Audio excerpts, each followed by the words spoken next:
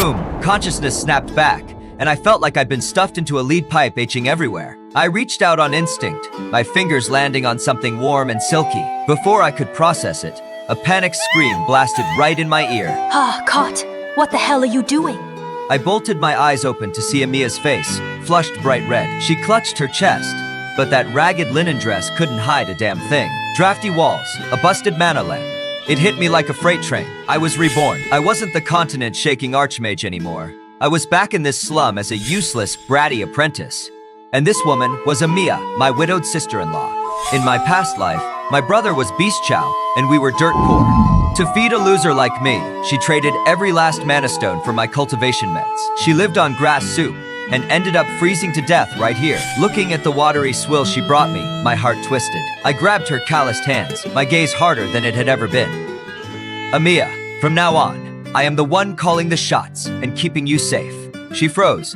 The spineless kid she knew was gone, replaced by someone with ice in his eyes. Right then, a shrill screech cut through the air from outside. Caught! You little parasite! Pay up the 5 stones you owe me, or I'm tearing this shack down! The memory clicked. It was the bitchy, fat neighbor. She'd spent years bullying Amia, just because her husband was some novice fighter. I let out a cold snort and stepped out. She was mid-spit, but the second she saw me, the words died in her throat. She felt it immediately. The temperature dropped like a stone as I stepped forward. Snow swirled around my feet in a blue vortex, moving without any wind. It wasn't a spell. It was just my archmage soul leaking pure intimidation. The chill felt like an invisible hand clamping down on her windpipe. I stared her down, ghost blue fire flickering in my eyes. I'll pay you back, double. But if you talk shit about Emio again, A fence post beside me snapped clean in half. I gave her the dead-eyed look. I'll make sure you stay quiet forever. Just like that wood. She turned ghost white, her legs turned to jelly, and she scrambled away like a terrified dog.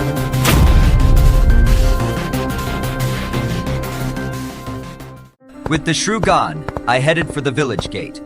I knew the drill. If I wanted to level up my life, I needed beast kills. A rat-faced bastard named Ivan was squatting by the entrance. He was the local parasite, and the chief's brother-in-law, always sniffing around Amia. His beady eyes lit up the moment he saw my staff. Instead of his usual mockery, he crawled over with a fake-ass smile. He claimed the Ashen Grove was full of easy-kill tundra rabbits. I laughed in my head. Ashen Grove? Give me a break. That place is a death trap where rank 3 beasts roam the same place my brother died. The prick wanted me dead so he could crawl into Amia's bed legally. I ignored his trash talk and kept walking toward the mountain. He spat on the ground behind me. No, boss. Once you're a corpse, Emia is mine tonight. I hit the mountain line soon enough, the wind cutting like a razor.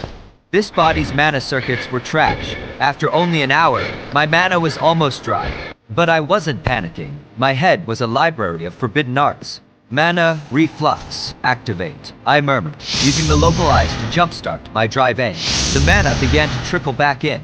I snagged a few tundra squirrels with wind blades and downed their cores like candy. A normal mage would have exploded from the raw intake, but my control was surgical. Finally, I spotted it by a cliff. A unicorn rock ibex, chewing moss.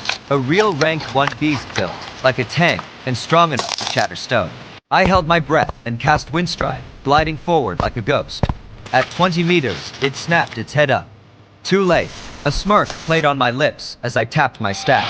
Bind, glacial chains. A blue array flared, and crystal chains burst from the dirt. They locked the beast down instantly, pinning it to the spot. The ibex thrashed in panic, but under my mana control it couldn't move an inch. Done. I flicked a finger, compressing the air into a blade. A crescent wind blade whistled through the air, cut straight, and took its head clean off. No mess. The wound froze solid before the blood could even spread. Thud, the massive body hit the ground. That is how a mage works. Elegant, efficient, lethal. I watched the glow on my hand, just low-tier magic. But it was my official, I am back announcement.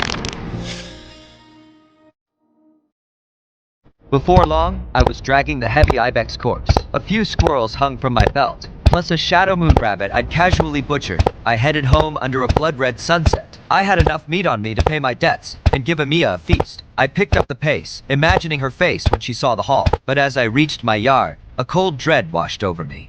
The warning ward I'd set had been smashed. Chaotic mana residue still lingered in the air. Then, a scream from inside. No! Get away! Caught! Help me! Amia, the last thread of my sanity snapped. My blood boiled, and my eyes turned a manic red as my mana went nuclear. I didn't even drop the kills. I just launched myself at the door like a human cannonball. The bolts of the door exploded into splinters under my boot. The room was a wreck. The cheap mana lamp flickered, bright then dim. Amia was cornered, her clothes half torn, skin exposed, bruises showing. She had a silver knife pressed to her own throat in desperation. And that animal Ivan was unbuckling his belt, leering as he closed in. Rage consumed me. You think you can lay a hand on my woman? My roar carried a soul-crushing shockwave that rocked the room. Ivan nearly dropped his pants in terror. He whipped around to see me. I wasn't just angry, I was wreathed in literal crimson flames. Pure fury was warping the air around me into a heat haze. You! How the hell are you not dead? I wouldn't even touch this piece of trash. I reached out. Hand of flame! A massive burning hand. It snatched him up like a helpless chicken.